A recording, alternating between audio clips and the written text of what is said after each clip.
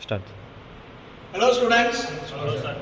Hello, welcome to the Automobile Engineering Laboratory. In today's class we are going to see a case study video on differential. First of all, we must know what do you mean by differential unit. So do you have any idea about differential unit? Sir, Yes? What is differential? power from the engine will be travel through propeller shaft, which will be distributed evenly to the both tires in the rear by using the pinion. Yes. So here, what happens here is, the power from the differential unit is transferred to the wheels. First, how the power is transferred, that is very much important. It is because the engine, it propels, am I right? How it propelling takes place? Once the engine gets started, right, the power from the flywheel is transferred to the gearbox through a component called clutch. Once the component clutch transfers the power, what happens here is, through the gearbox, the power flows to the propeller shaft. Once the power is flown through the propeller shaft, it transfers the power in a straight line, in a straight way or a straight path. The power is transferred 50-50, right? So that is the main objective of the differential unit. If the differential unit is not able to divide the power and give it to the wheels, what will happen is, it is like a wheel that is forcibly turned. So what happens is, the wheel will not spin, instead you will drag the wheel and you will move forward. That will happen. So imagine the Bullock cart. What happens in the Bullock cart? There is no differential, am I right? Both the wheels are coupled in the body of the Bullock cart, am I right? Am I right?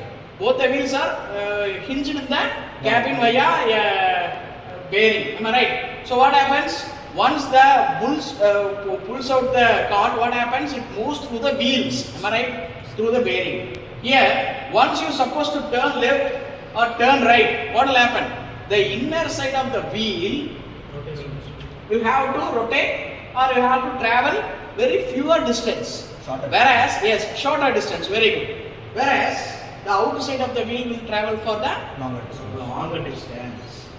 So that is why the differential unit came into action. Yes, came into use, right? So it is implemented in the vehicles, right? Once the inner wheel is having a load, what happens? The power is such a way that it is transferred to the outer wheels. That means the more power is transferred to the outer wheels and the fewer power is transferred to the inner wheels. So according to that, the vehicle will move. So I will show you an action. See here, this is a propeller shaft. I am rotating this propeller shaft. You can see here, because this wheel is somewhat given load, right? This wheel has some load. So what happens is, this wheel is not moving, whereas the power to this wheel is transferred additionally to the outer wheel. So that is how the differential will work. So it has a sun gear and a planet gear arrangement. So this is the main component of the automobile engineering. So this differential, either you have a petrol vehicle or a diesel vehicle or electric vehicle, whatever the vehicle, right? Whatever the energy, right? Whatever the energy can be a petrol, diesel, whatever the energy can be. In a vehicle, this differential unit is a must required unit. According to the differential only, it goes. Whereas, if you see the 4x4 vehicle, that is, all the wheels will have an equal power split, that is through a transmission box. That kind of vehicle, the power transfer to the wheels is somewhat different.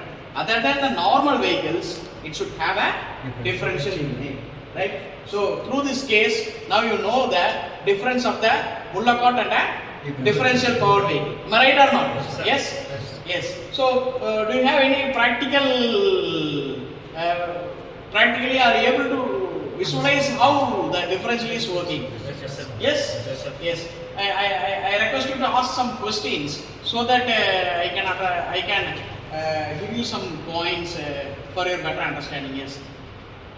Sir, how much heat will be present in the square gear and the See here, the power is transferred in a different perpendicular way, right? So this shaft is in the linear direction. So through this shaft, the power is transferred. So perpendicular.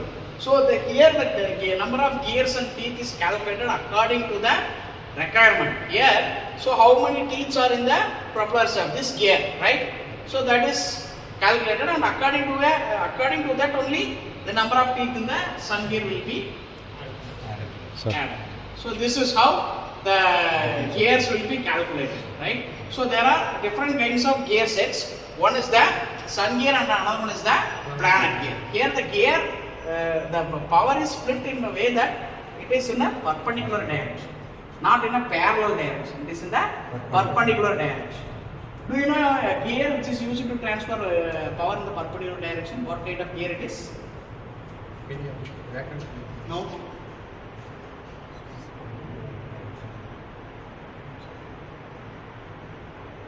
Have you heard about bevel gear? Yes. So this bevel gear is used to transfer the power in the perpendicular direction, not in the parallel direction. It is in the perpendicular direction. Yes. Sir, this wiper. That is a worm gear. That is somewhat different mechanism. But this bevel gear is used to transfer the power in the perpendicular motion.